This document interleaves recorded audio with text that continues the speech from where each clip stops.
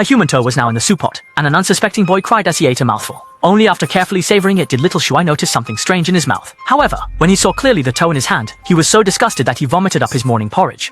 At this moment, a voice suddenly appeared from afar, and a terrifying zombie suddenly emerged in the corridor. From its mutilated foot, it could be seen that the toe Xiao Shuai was eating belonged to it. Panicked, little Shuai hurriedly hid back in the room and the zombie followed after him. Hiding under the bed, little Shuai looked around but did not see the zombie. Just as he got up to check, the next second, Mao Shou, as sun see shades.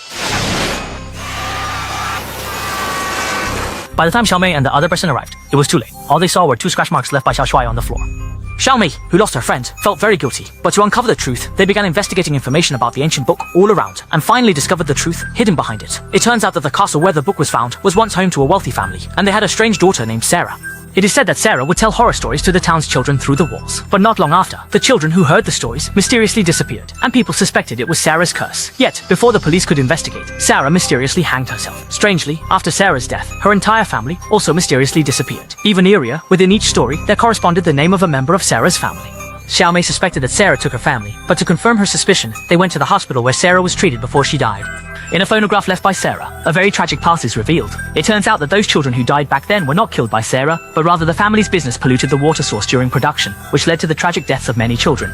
In order to blame Sarah for the children's deaths, they tortured her with various methods, forcing her to tell scary stories to the children. Knowing the truth, Xiao Mei feels. Sarah felt very sympathetic. However, at this moment, a new story began to appear in the book, and this time the main character was Little Red. By the time Xiao Mei and the others arrived, they saw